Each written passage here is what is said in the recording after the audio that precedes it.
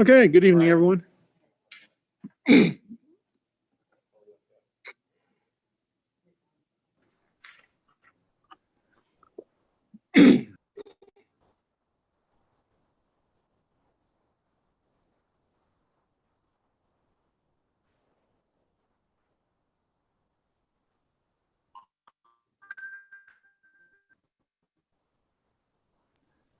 good evening, everyone. Welcome to Boone School Board meeting for December 14th. We'll take a roll call vote. A roll call. Elson, Here. Nystrom, Here. Teben, Here. Jared, Here. Melhouse. Here. Okay. At this time, we'll have the recognition of visitors. I have no one here that I see for special recognition. So therefore, consideration of the agenda. Are there any changes to the agenda? No, we can definitely proceed with the agenda as stated. Okay, could I have a motion to approve the agenda, please? So moved. Okay, is there a second? Second. Okay. It has been moved and seconded to approve the agenda as printed. All those in favor say aye. Aye. Aye. Opposed? Okay. Now comes the part of the meeting we set aside to hear from any person in the community that would like to make any comments. Is there anyone here in the room today that would like to make any comments or questions or concerns?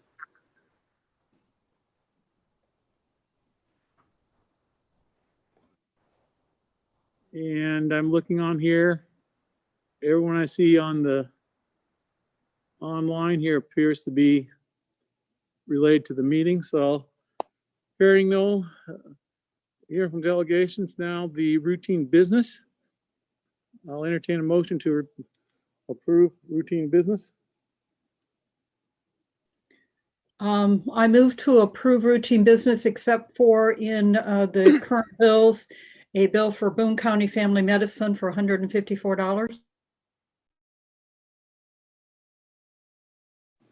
Okay, is there a second?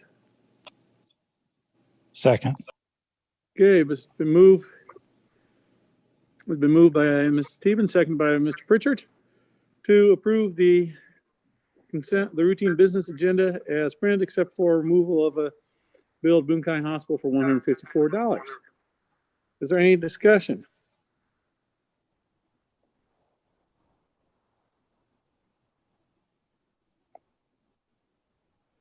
Okay, hearing no further discussion, all those in favor signify by saying aye. Aye. Aye. Aye. Opposed? Motion passes unanimously. Now, is there another motion? I move to approve the bill to Boone County Family Medicine for $154. Second. Okay, it's been moved by Ms. Stevens, seconded by Mr. Pritchard to approve the bill for Boone County Family Medicine for $154. Any further discussion? If not, all those in favor signify by saying aye. Aye. Aye. Aye. Opposed, nay. And then I'll abstain from that vote. Okay. Now, land purchase agreement. I believe we have Connor on here, Connor Lassen. He's our land acquisition attorney with Ayler and Cooney. And Julie, I'll turn this over to you. So we have a land purchase agreement that I believe Connor is going to speak to the conversations we've had as to our recommendation from the district's perspective as to a motion to approve. So I'm going to go ahead and let Connor highlight some of the areas that we would like to make sure are included in any motion that may be made by the board. Thanks, Julie. Just by way of background, we've been engaged in these negotiations for this land purchase agreement for some time. The negotiations recently have primarily focused on a set of stormwater covenants that the property will be encumbered by when the district takes title to the property. Those negotiations over the stormwater covenants were basically wrapped up at the end of last week. And then we returned our attention to the purchase agreement, which is the definitive document governing the acquisition of the property. And that's the document that we're looking at today primarily. Due to the timing of the negotiation of the stormwater covenants and how that jived with the meeting schedule, we got the real estate contract in final form this morning. And there were just a few small items in the contract that I discussed with Superintendent and recommended maybe making changes. I had an opportunity to discuss those with the seller's attorney. And he mentioned to me that he's not obviously had time over the course of the day to discuss that with his clients, but he seemed open to them. So as we walk through this contract, I've also prepared a resolution if the board decides to move forward with approving this contract, and that resolution includes some of the recommended changes in it. So the board would be approving the contract subject to those recommended changes. Turning our attention to the contract, for the most part, this contract does have just standard real estate acquisition terms in it, things like the proration of real estate taxes and special assessments and things like that. You'll note that the legal description for the property is at the top of the second page of the contract. That's a surveyed legal description that's been delineated just for the specific property the district intends to acquire. Section 1 there lists the purchase price that the district intends to pay for the property. Section 2 is one of the first provisions that we'd like to see changed. This is included typically if the purchase was going to be made on installments over the course of time. So there's a provision in here, Section 2, for interest. The district won't be paying any interest because the closing will happen all at the same time. And so we want to make sure that that is not included. That way the district will just be paying the purchase price that's listed there in Section 1. Absent any questions, Sections 3, 4, 5, 6, all the way down to Section 16 are fairly standard. So unless there are specific questions after I wrap up my introduction here, I was not going to walk through those in detail unless there are specific questions from the board. In Section 16, these are some additional provisions that have been proposed by the seller and negotiated by the parties. There are some specific changes we'd like to see here, and these were discussed with the seller's counsel today. Sections 16B through G or through F, those all contemplate that the seller basically is concerned about having to pay costs and give additional land for public improvements. I don't think that that's the district's intent, but some of these provisions ask make the district responsible for any actions that the city would require of the seller. So I spoke with the seller's attorney about this, and he said he thinks concerned about financial costs and things like that. So he asked me to propose some substitute language, and you'll see that in the resolution that I've proposed. And then Section 16G, that concerns a farm lease that's on the property, and that wasn't terminated. There's a termination procedure that you need to follow by providing notice by September 1st in order to terminate a farm lease by the following year. That wasn't done last summer, so that lease is going to renew for 2021 and 2022. That will impact the district's construction schedule. So we're going to ask that Section 16G be revised to require the seller to terminate that by mutual written agreement before the closing occurs. So with that, I'll pause and see if there are any questions on any of the other provisions in the agreement that I sort of skimmed over.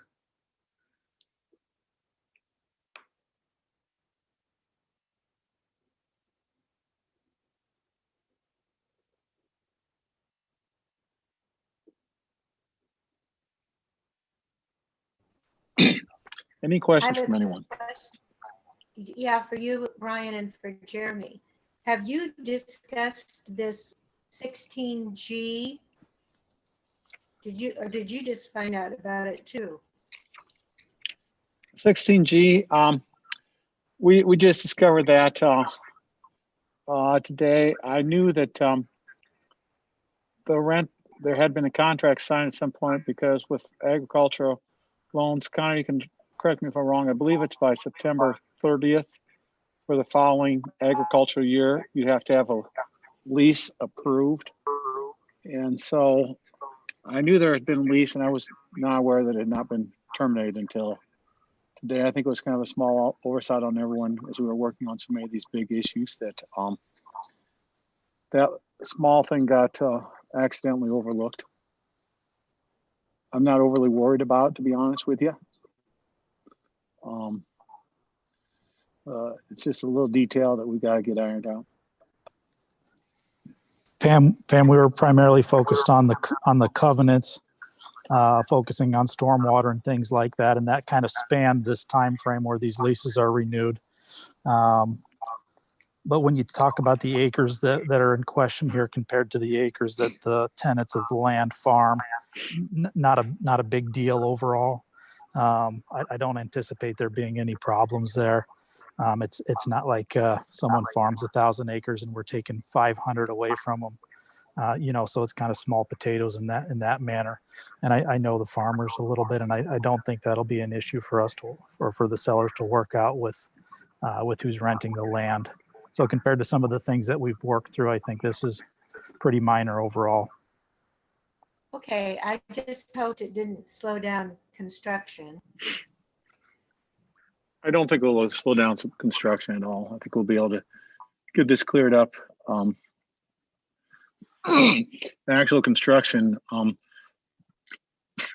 we're hoping to get the construction probably in September. So we'll be able to get this taken care of.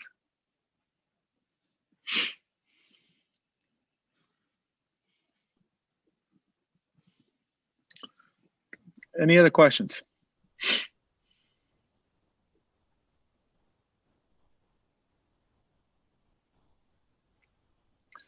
Okay, Connor, go ahead.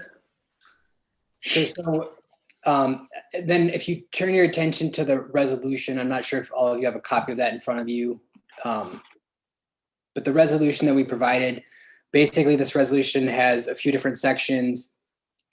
It provides for the approval of the purchase of the property at the stated price. It provides that approval is subject to those 3 changes to the contract that I mentioned.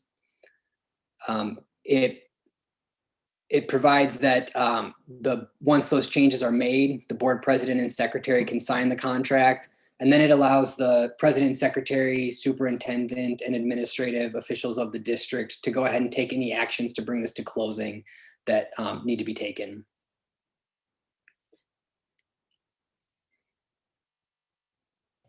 So Connor, to clarify, if the board were to make a motion to pass the resolution, they would be approving the contract pending those items that were discussed? Correct. So an approval of this resolution is the approval of the contract pending to the resolution of those 3 items.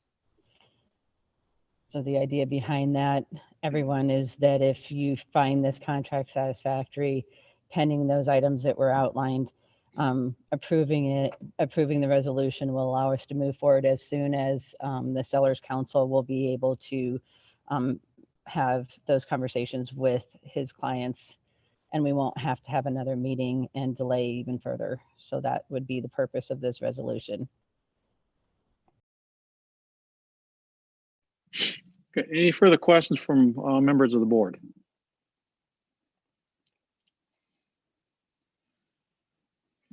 That being said, I will entertain a motion at this time. Jeremy? I move to approve the purchase of the property as stated in the resolution to the purchase property documented outlined by Connor. Okay. Okay, is there a second? Second. Okay, it has been moved by Mr. Pritchard, secondary by Mrs. Teben to approve the resolution approving the purchase of real estate property on December 14th, 2020. Any further discussion? Hearing none. All those in favor, please signify by saying aye. Aye. Aye. Opposed, nay. The motion passes unanimously. Thank you very much.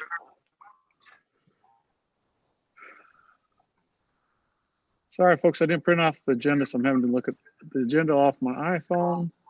I apologize for that. Okay, second, a resolution ordering an election on issuance of a general obligation bonds. And with that, I'm going to turn that over to Julie. Okay, I believe we have Chad Houston present in the meeting, and they were going. He was going to present to the board. Yep. I see Chad down there now. Chad, I'll recognize you. Perfect. Yeah, Chad would like to share. Thank you, Dr. Melhouse. Yes, I'm here to turn in the petitions for 741 names for the Boone Community School District for an elementary school bond. Here they are, folks. You can see 741 in this envelope. First, I'd like to thank Chad and Dan Gould, our two co-chairs on this project. I'd like to thank them and their committee for their hard work.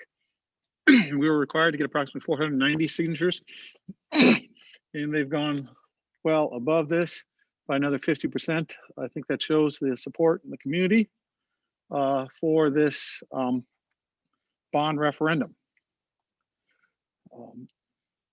Any questions, concerns? Okay. Is there a motion on the floor?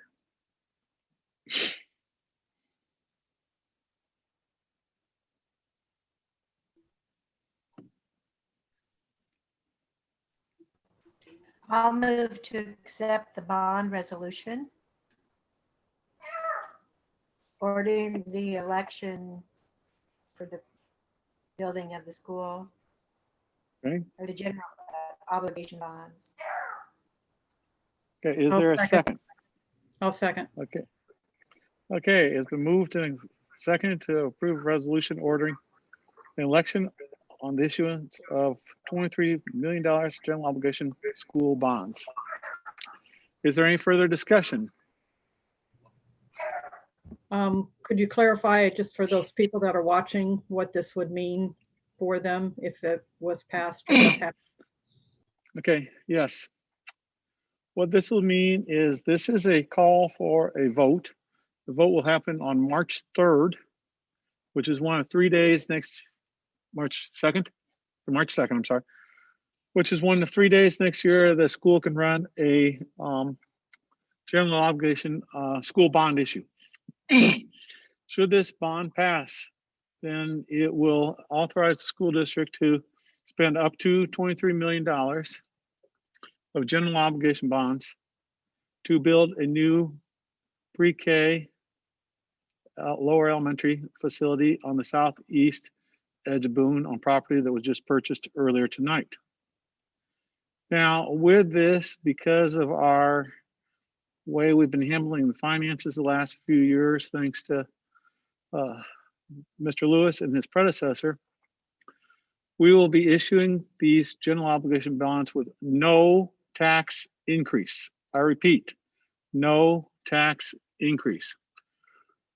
We'll be able to build this building between the combination general obligation bonds and the 1% local option sales stock bonds in good shape financially.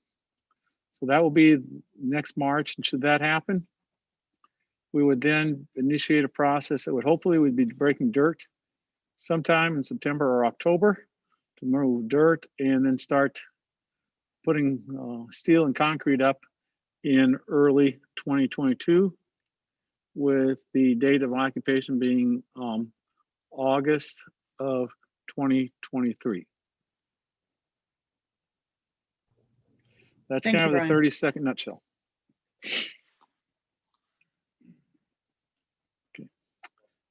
Okay, there is a motion on the floor. Yeah, I think this might have to be a roll call vote. So unless I hear any further discussion, I'm going to call for a vote. Eltham, Yes. Nystrom, Yes. Teven, Yes. Pritchard, Yes. Millhouse. Yes. The motion passes unanimously. Thank you very much. Again, Mr. Houston, I'd like to thank you and your committee and your co-chair, Mr. Gould, for all their hard work, and look forward to working with you as much as the board can, which is actually minimally, between now and the bond on March 2nd. Thank you. Okay, next on the agenda is return to learn. So at our last meeting, I had said that I would share an update with the board and those that are listening with regard to our high school numbers. If you recall, the board voted to ask for a waiver from the state, and that was approved. At that time, the high school had 5.97% of the population that was positive or had COVID symptoms, and also had 13+ percent of the high school population that was quarantined without illness due to an exposure. I want to remind the board and our community that the number of quarantine students does not only come from the students that were exposed in the school setting, but also students who have been quarantined as a result of family exposure or exposures outside the school setting. While we do not include this information in our metrics, it does help us determine the trend lines among our student population and can sometimes help us see the likelihood our numbers will move up or down accordingly. So as of today, our high school students sit at 3.62%. This is a decrease of 1.35% from the last meeting. This includes the positive cases in addition to the students exhibiting COVID symptoms. That is only at the high school. We have currently 5.42% that are currently quarantined, which is down almost 8% from previously. So we are trending down, and the downward trend is going in, it's definitely going in the right direction. So one of the reasons that we asked for the waiver until 12/22 is to ensure that the downward trend remain consistent. If you recall last week, our spike happened within a couple of days. We went from 6 positive cases up to 23 in 2 days. So we want to make sure that when we do continue to trend down and we stay under 2.5, that it can stay there. As long as this trend continues and we stay below 2.5% on 12/23, we will return to activities, and we will also return to fully on-site learning on January 4th. If we were not to continue to trend down and would stay above 2.5 but stay steady where we currently are, the plan would be to be in hybrid mode. And we would likely have a board meeting, a special board meeting, to discuss whether there is a need to apply for another waiver from the state. At this time, I do not anticipate that. It would appear that our trend is continuing to decrease. I am aware of several students that will come off of our lists tomorrow, so I anticipate we will likely be below the 2.5 tomorrow. And as long as we don't have any new cases or students becoming ill again, then we will be able to return fully on site on January 4th and return to activities on the 23rd. Our plan as a district is to let the families know before we leave for break. So on the 22nd, our high school families would know what mode we would be returning in. And just a reminder that our high school office remains open over break, as does our central office. And we would just encourage our high school families to continue to share information with us, not only during the virtual learning timeframe, because students are still in session and we do take attendance. It's important that we continue to be updated with regard to the health of the students, but also over break as well. We do receive information from public health regarding positive cases that affect our students within our system, but sometimes that information can be delayed. So having our families communicate with us as a district is crucial for us to keep our data updated in a timely fashion.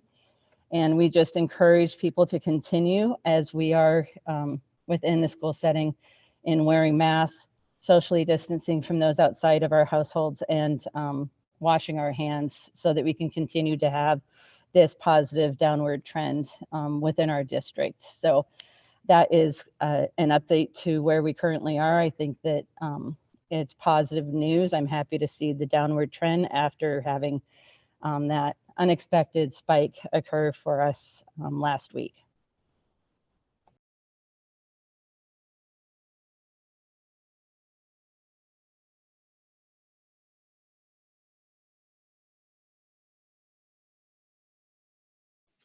Sorry.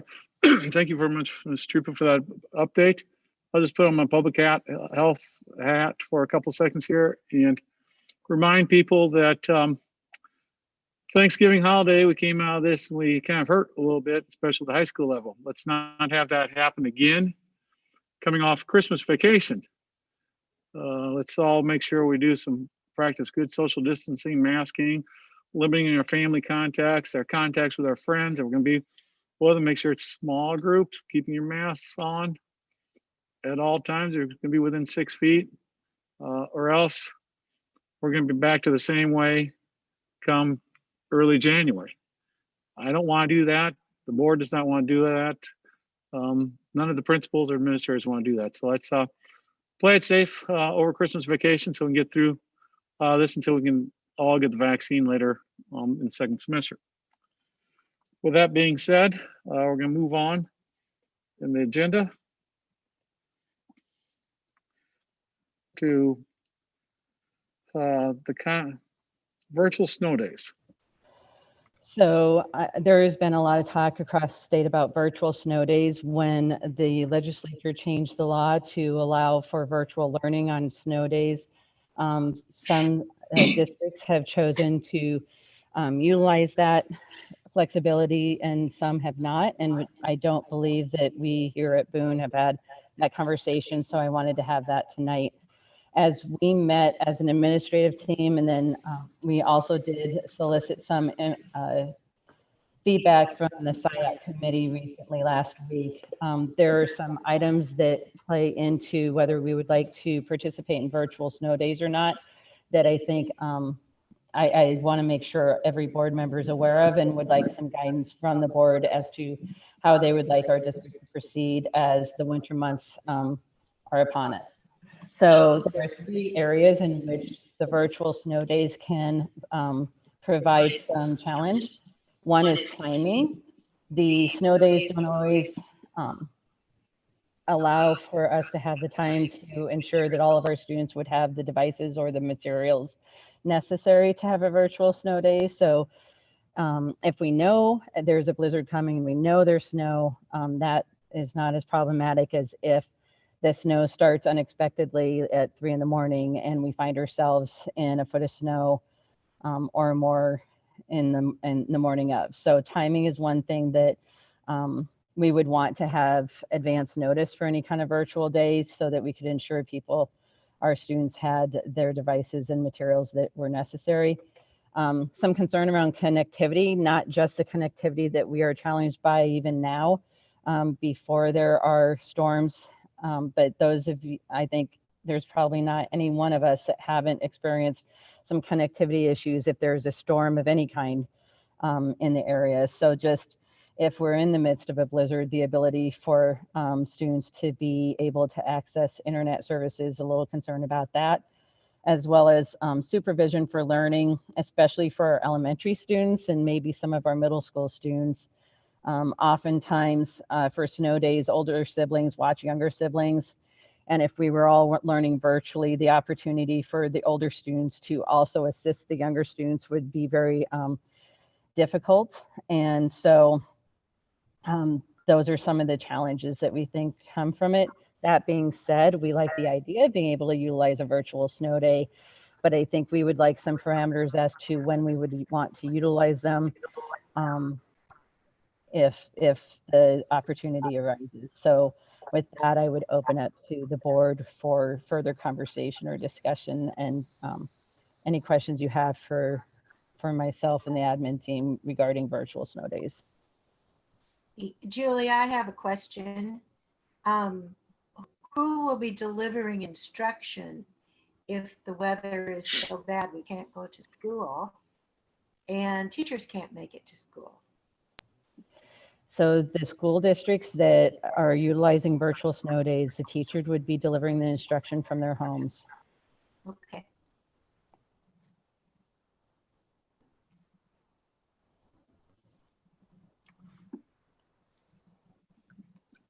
Other questions? For me, I just, I like the idea of it being a convenience, not having to make up snow days in the summer, but I don't view it as an equitable situation for our students. When they're here in class in front of teachers, we can ensure that they're getting a high level of instruction, them being at home, maybe being watched by grandparents or older siblings, or not having devices or internet available. We cannot ensure that. And so sacrificing quality education for convenience, I think, would make it a no-go in my category. I'd prefer to make the days up and have the kids in school so we can control the quality of education that they're getting.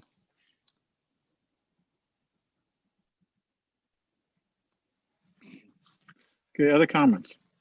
I would just comment kind of across that of, I think it kind of muddies the water when you talk about being able to plan for certain snow days and not others. I think it's already a struggle for families to find a place for their kid to go on snow days because such short notice, that I would be concerned that some of that education would be lacking on the days when it is a virtual snow day. So I would be in favor of not doing virtual snow days at this point. Other comments?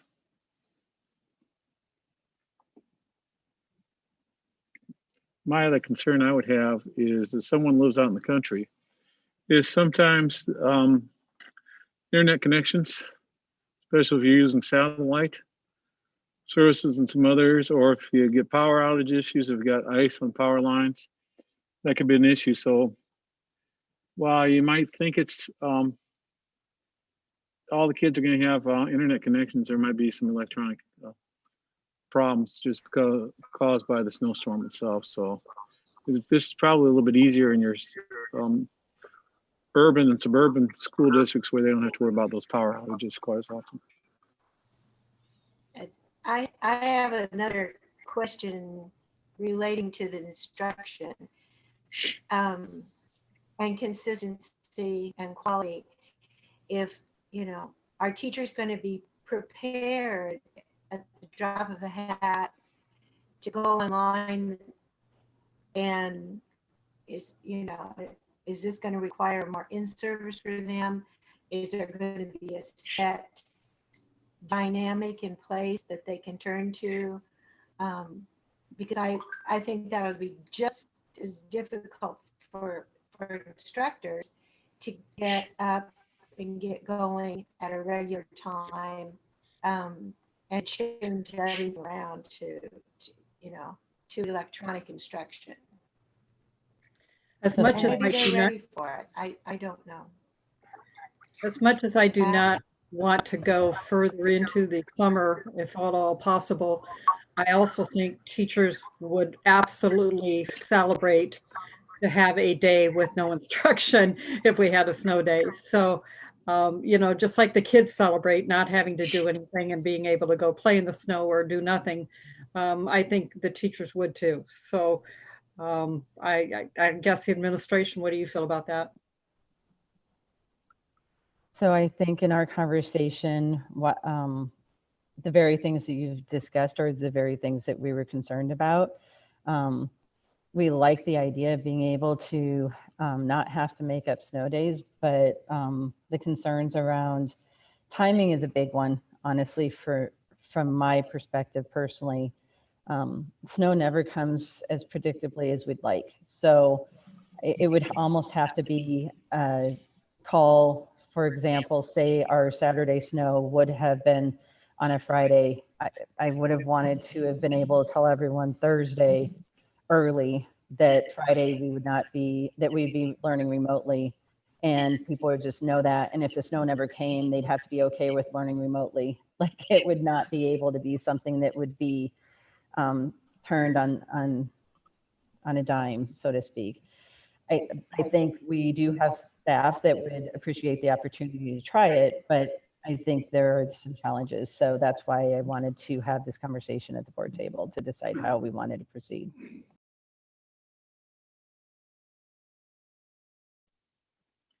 Okay. Any further discussion on that topic? So as of right now, I'm planning to not utilize virtual snow days based on the conversation that we had at the table. Is I that think that would be correct at this time. okay? We'll see what happens in a month or two. If this Okay. is a prelude to things to come and we get 3 more of these 6-inch snowfalls, we might have to, because we also get people complaining when they have to come back from Memorial Day weekend for a week and a half of school Mhm.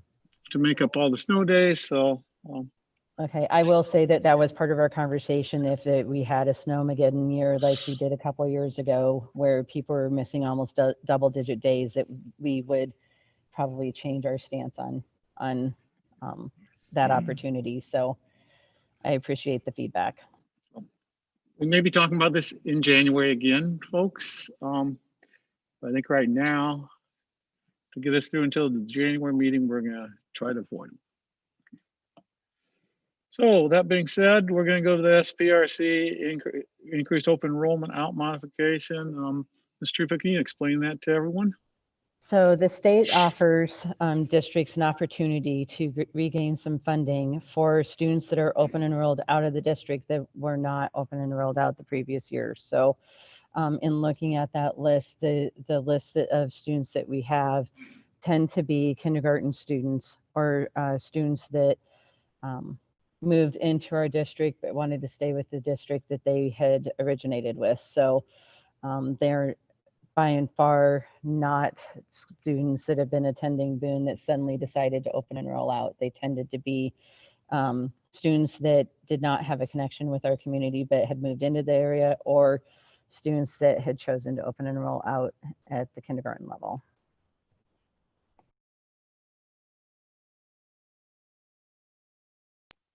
Okay, thank you very much.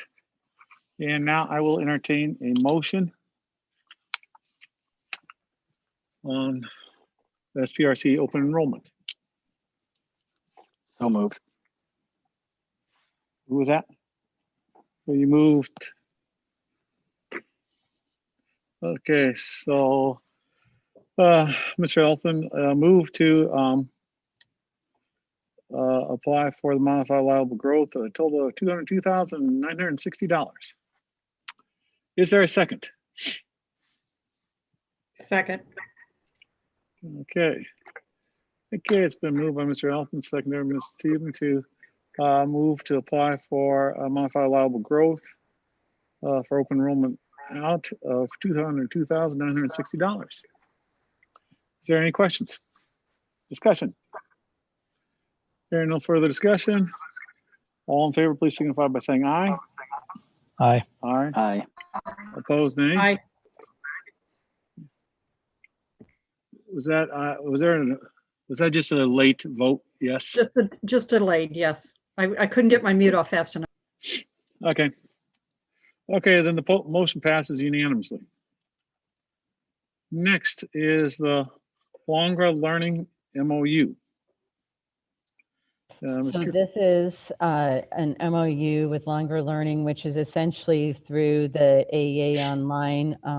Our Spanish 2 students have been learning online with instructors from another district because we were unable to attain a qualified candidate prior to the start of the school year. So this is simply the agreement that the AEA has switched over to this particular company for those services. This will end up being only for the first semester, as you've already approved the hiring of a Spanish teacher for the second semester. So this is just to allow us to pay for that service that we've been utilizing. Okay, any further discussion? Hearing none, I'll entertain a motion. I move to accept the contract and pay for the Spanish training we have had. Okay, is there a second? Second. Okay, been moved by Ms. Stevens, seconded by Mr. Pritchard to approve the contract with Logra Learning LLC for our Spanish teaching for the first semester. Hearing no further discussion, all those in favor signify by saying aye. Aye. Aye. Aye. Aye. Opposed, nay? Motion again passes unanimously. Now the fax ed contract, Ms. Trippin. So this is a contract that we must hold because our private partners are not allowed to hold the contract for Title I services. So there are actually services being provided to our private partners, but through us because the funding flows through our school district. So we hold the fax ed contract. So this is really for services that are currently being utilized by our private school partners for Title I services. So this is for Sacred Heart and Trinity. Yeah, so it's Title I services, yeah. Title I services for us. Mhm. Okay. Any further discussion, questions? Okay, I hearing just none. I'll have one entertain- question, Brian, for clarification for me. So none of our instructors are delivering those services any longer? Correct. that is correct. We had a need for our instructors, and so we are utilizing the instructors that we've held contracts with our students alone. So this is, yeah, we are not sharing those employees anymore. Okay. Okay. Other questions? Okay, hearing none. Is there a motion on this issue?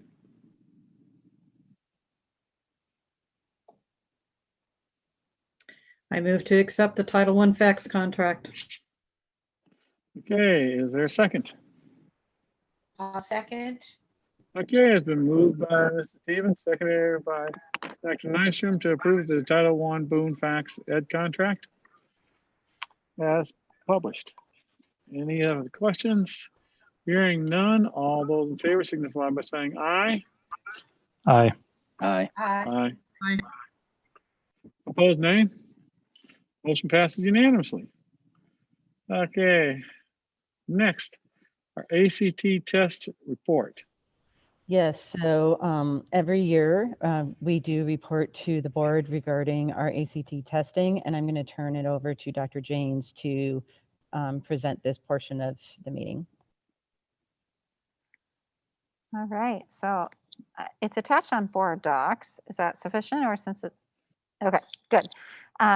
Typically we share two reports with you. We share our graduating senior class report. That's a report that ACT delivers to all school districts. And then because we do district-wide testing, we usually provide the district-wide test results for all of our juniors.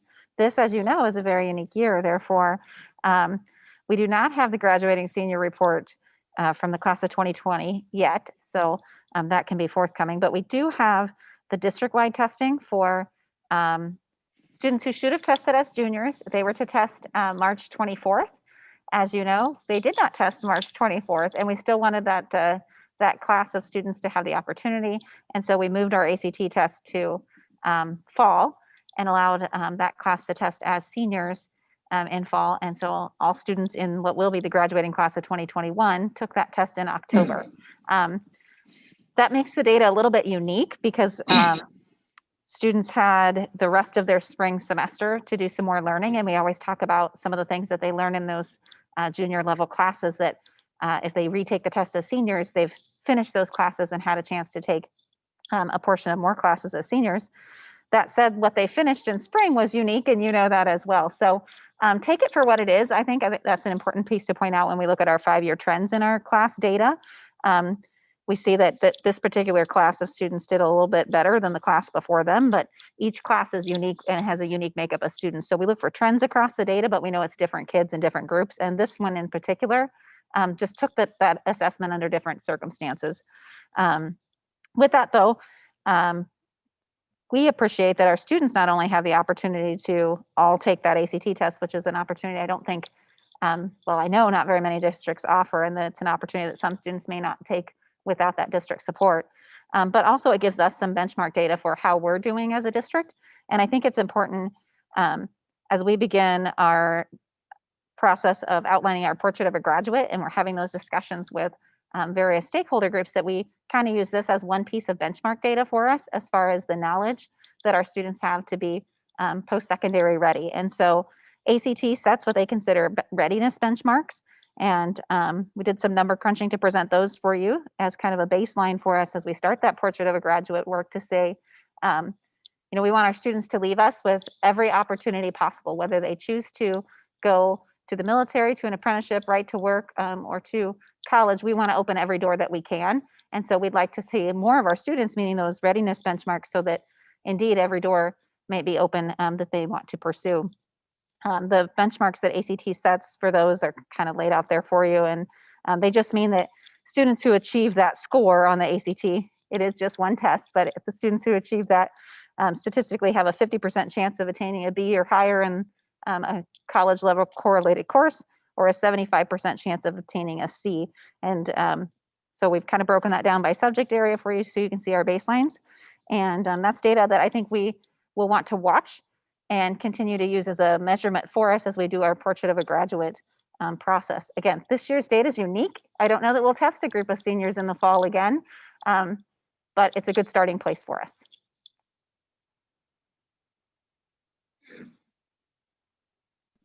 My first question with this is that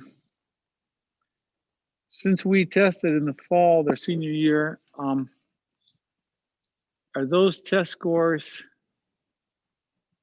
it's still compared to the same group of people they would have been testing against in the end of March.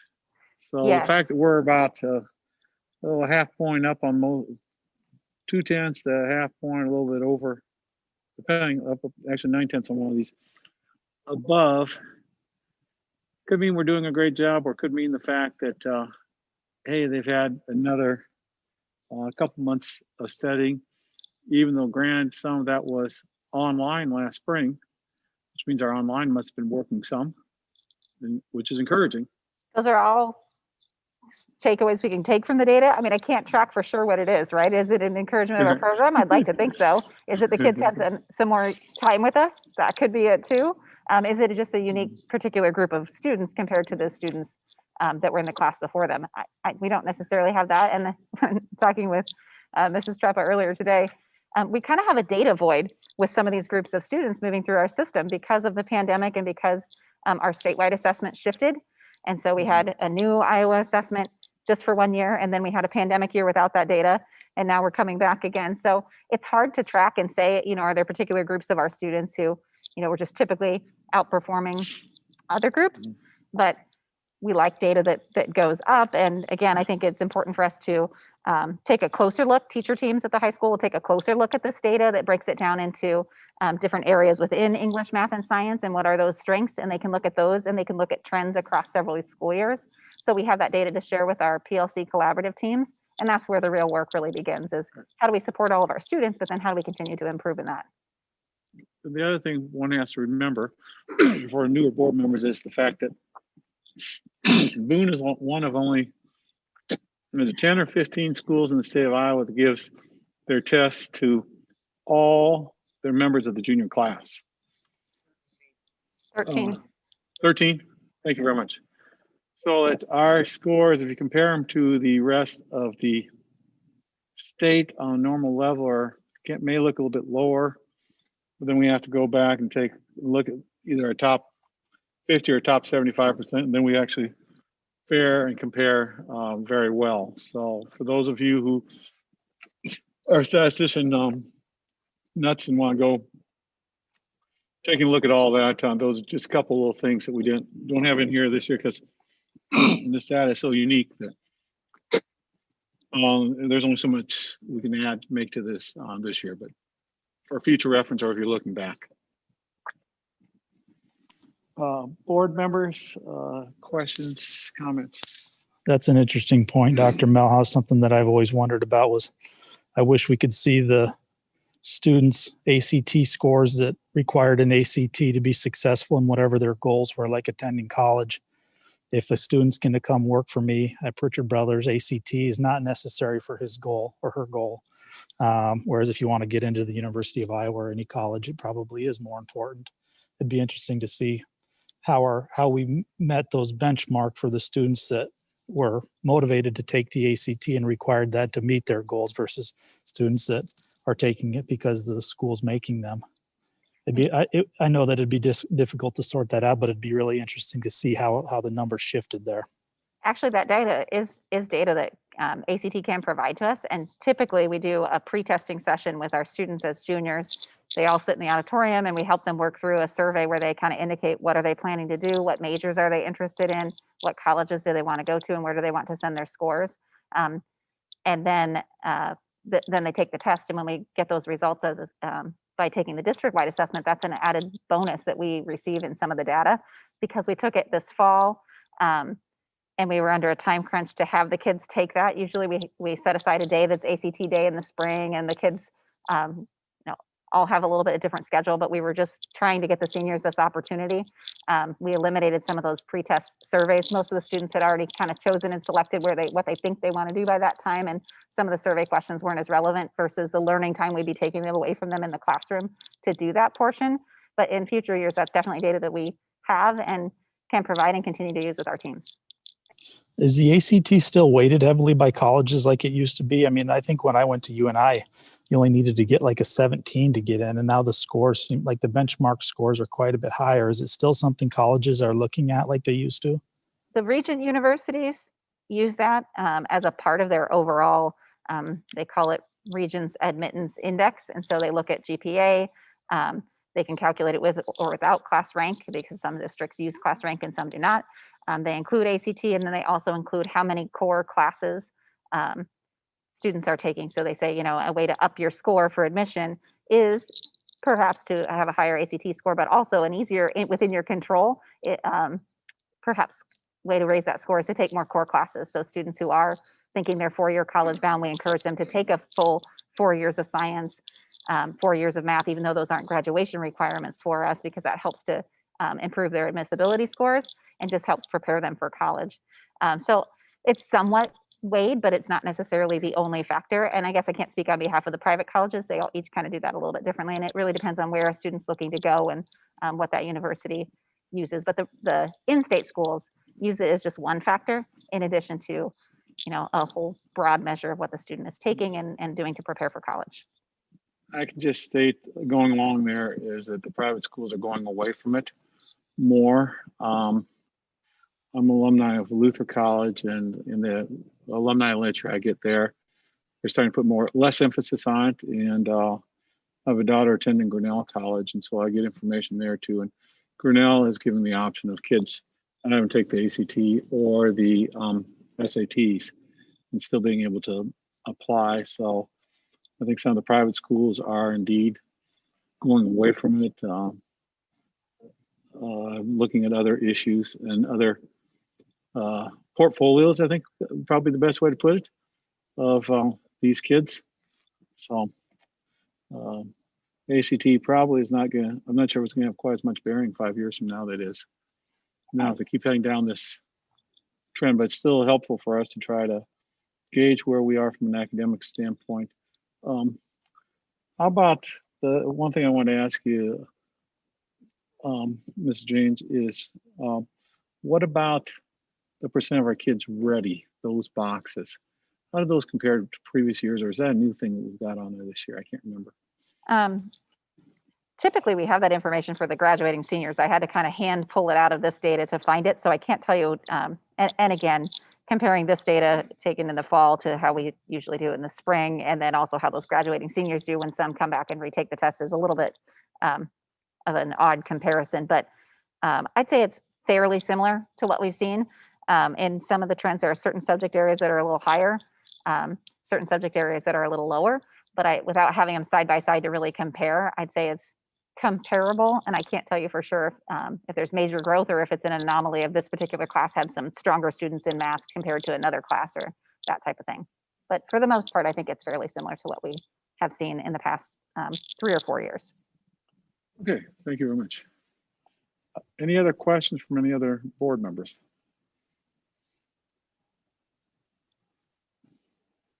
Okay, hearing none, we'll move on to our 100 series board policies. I believe this is a second reading. Correct. So I was just going to remind everyone that this is the second reading of the 100 series, that we do not have any revisions from the first reading. So I would recommend that we would approve the second reading of the 100 series in board policy. Okay, anyone other than Mrs. Teben want to make a motion tonight?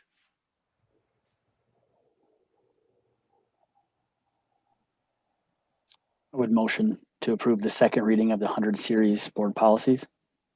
Okay, it's been motioned by Mr. I'll Elfman. And it's been seconded by Dr. Nystrom to approve the second reading of the old policies and new policies for the 100 series. Any further discussion? Hearing none. All those in favor, please signify by saying aye. Aye. Aye. Opposed, nay. The motion passes unanimously. Now let's talk about the 200 series school board policies. So this is a first reading for the 200 series, and for board members, when you look in your documents, you'll notice that most of the changes are minor. Things like it used to be that we had board elections in September, and so that's been changed to November. Items like that the Iowa Association of School Boards recommended. So the few changes are mostly related to those changes in timing and some of the wording that maybe we didn't have previously that Iowa Association of School Boards recommended. But the changes are minimal, but I would recommend approval of the first reading of 200 series. Okay. Is there any further discussion? Anyone read these and find something sticking out that they did not like? I did not have access. I have requested access. And there So was do minimal. know that if there are changes, that's why we have second readings. So we can also still do more the next time. Like I said, most of the changes came as a result of the changes in the law with regard to when elections happen for board members and what the rules are for vacancies and things like that. Okay.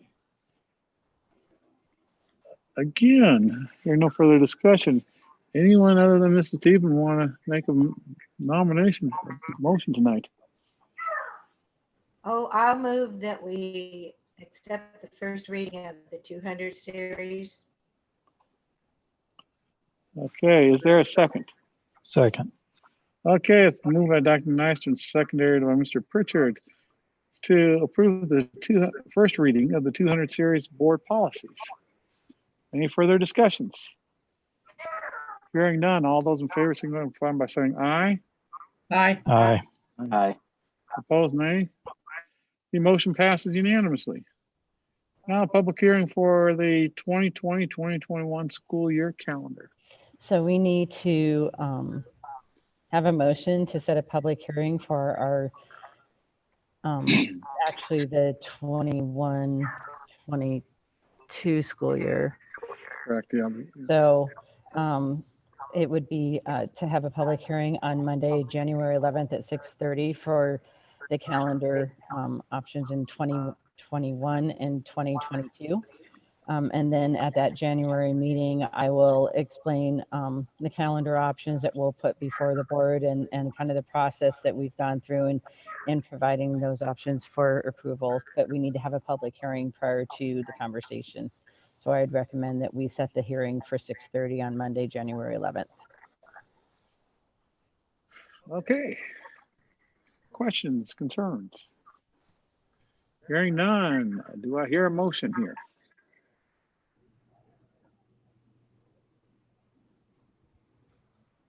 I'll move to have the hearing of the calendars as stated by Mrs. Treva.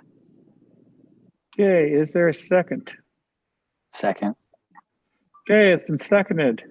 Moved by Dr. Nassman, secondary by Mr. Elfand to set our public hearing for our 2021-2022 calendar year for January 11th at 6:30 p.m. right here in the auditorium. All those in favor signify by saying aye. Aye. Aye. Aye. Opposed? Nay. Okay, motion passed unanimously. January work session. So for our January work session, I would propose that we review our instruction assessment and professional development with Dr. James and the principals, describing where we are currently in January. And then I would like to also review the personnel needs for 21-22. And it would be on January 25th at 5 p.m. would be the work session date and time. So that would be my proposal. Okay. And that doesn't need an action item, I don't believe.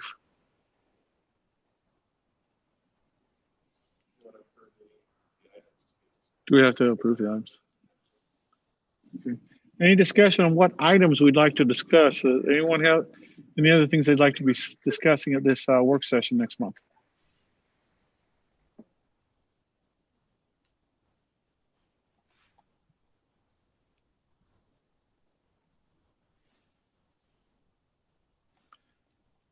Hearing no further discussion, we'll just plan on having those items up for discussion at our next meeting on a workshop on January 25th. Okay, thank you very much. Early graduations. So if you look at the list that was provided to you, these attached students are on track for graduation and would recommend that we approve their application for early graduation. I assume that's provided they finish out the semester in good standing. Correct, that they meet the graduation requirements. So pending that they meet the graduation requirements as they would appear to be doing, yes. Okay, just want to make sure. Okay, Mrs. Teben, do you have something to say? Sure, I move to accept the list of early graduates. Okay, is there a second? Second. Okay, it's been moved and seconded. Any further discussion? Hearing none, all those in favor signify by saying aye. Aye. Aye. Opposed? Okay, the early graduation list is approved unanimously. And next, superintendent's report. So before I start my report, I'm going to have Pat report back on the delegation conversation that she attended at Iowa Association of School Boards, if we could, if that's okay with Pat. Sure, and I just have a couple things. First of all, one of the questions, and I had emailed each of the board members individually on this, was to propose IASB membership dues for FY 21-22. That was approved by the IASB attendees, 87% to 13% no. That does mean a $208 increase to Boone for our membership dues for IASB. There are a lot of proposed legislative resolutions for 2021 that were carryover from 2020. All of those previous ones were approved at a 99.8% rate.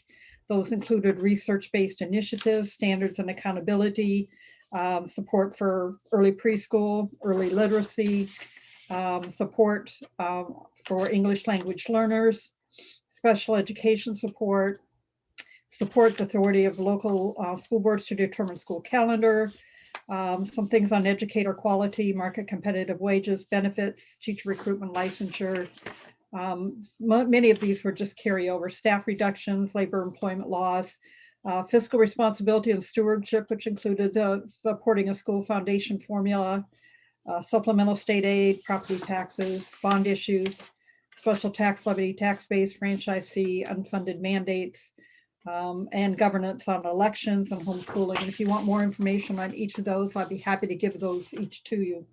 There was some additional amended and new resolutions that came about. First of all, there was one for dropout at risk. It supported the inclusion of dropout prevention and funding for at risk in the foundation formula, and in the inclusion of socioeconomic status as a factor in determining a student's at-risk status. That was approved at a 99.4% rate. Mental health supports efforts to establish comprehensive community mental health systems to offer preventative and treatment services and comprehensive school mental health programs. And there's several things that included. There was an amendment that was offered from Cedar Rapids on that, which said that basically asked for trainings that include a referral plan for continuing action provided by mental health professionals outside of the school district. Basically, they were not wanting it to fall on the local counselors in the districts to come up with that. The amendment was passed at 92.7, and then the mental health resolution was passed at 97.3. There was a resolution for special education federal funding. It had been 2004 since that was the last approved for federal funding. So it gives us an opportunity to lobby for updates at the federal level, and that was approved at 100% level. Area education agencies supports full funding for the AEAs to provide essential services, which include special ed, technology, professional development, curriculum assessment, student assessment data analysis, teacher training on social emotional learning, and services for students in schools, and creating, maintaining an online platform for remote learning. That was approved at a 97.4% rate. There was another thing on teacher leadership and development. Cedar Rapids also proposed an amendment to that would require mental health training similar in focus to training provided to all Iowa kids prior to achieving state-appointed licensure. They wanted everybody to have to go through some mental health training, including substitute teachers. That failed. Basically, people thought there were too many requirements already for teachers, and it would mean one more barrier for subs, and there's a shortage of subs as it is. And it also did not say how long that training would be, how it was funded, who was going to pay, etc. So that amendment did fail. But the teacher leadership, which was to support adequate resources for research-based programs and strong instructional leadership, did pass at a 99.3%. Just the amendment failed. There was an amendment for COVID-19 remediation, supports additional resources to school districts and AEAs to identify achievement gaps that have occurred as a result of COVID-19 and provide for remediation of all students negatively impacted by the loss of instruction due to COVID-19 closings. That passed with a 93.4%. There was another one for local accountability and decision-making, supports providing local school boards with decision-making authority regarding methods to accomplish desired educational outcome. IASB opposes overly restrictive or inefficient limitations which inhibit innovation, efficiency, and the ability of school boards to meet local needs. And that included student achievement, accountability and reporting, funding flexibility, transparency, and flexibility on health and safety emergencies. That passed with a 98.5%. Expanding educational opportunities, supported providing flexibility to expand educational opportunities and choices for students and families. That passed with a 95.5%. Sharing and reorganization supports continuation of sufficient incentives and assistance to encourage sharing or reorganization between school districts. That passed with a 99.3%. They did suspend the rules prior to this meeting. You had to have any amendments and resolutions in.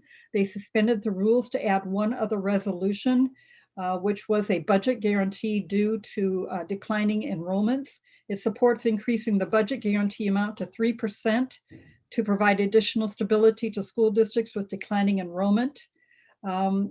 There was a lot of discussion on this. Some would like to focus on SSA rather than this, with legislature mentioned that maybe it should be amended to say 1 year only. It did pass with a 64.7% rate. So not an overwhelming pass on that, because a lot of school districts were thinking that we should focus more on the SSA rather than guarantee amount to increase just for this 1 year. And that was the end of those votes. So I just kind of wanted to let you know what had happened during that meeting. A lot of things that affect us. And if anybody has any questions or would like more information on any of those initiatives, just please let me know.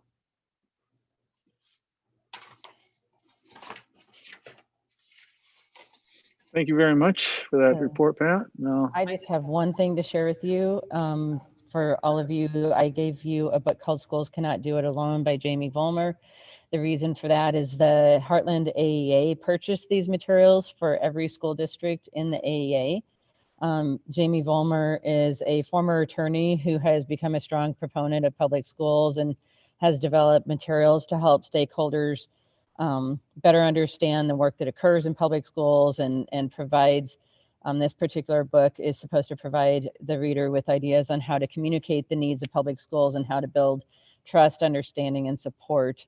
The reason I wanted to speak to you tonight at the board meeting about it is that there are also some videos that can be distributed that I can distribute from the district's perspective, but there are videos that would just be shared, but I did not want to do that until you had an opportunity to read through the materials and see for yourself what messages would be communicated. So in January, I would appreciate some feedback as to whether you would like our district to be an official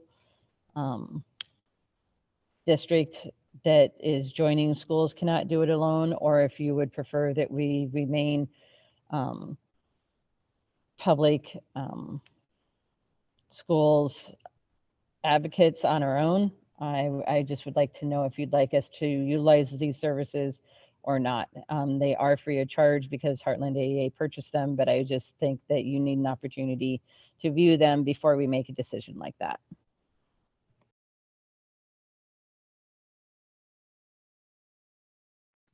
okay, thank you very much.